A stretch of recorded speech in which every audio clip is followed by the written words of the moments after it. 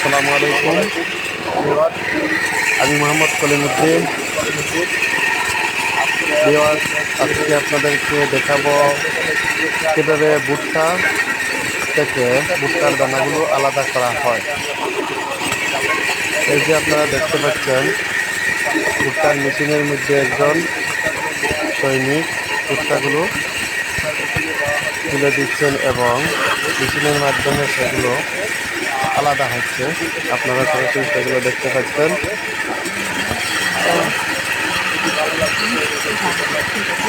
যেখানে এই ভুট্টাগুলো মেশিনের সাহায্যে আলাদা করা হচ্ছে, এটা গোলাপগঞ্জের মধ্যে আর কোথাও নেই। এটা যেখান থেকে আপনারা দেখতে পাচ্ছেন সে জায়গার নাম হচ্ছে জাঙ্গারাটা। একজন কৃষক সেই মেশিনটি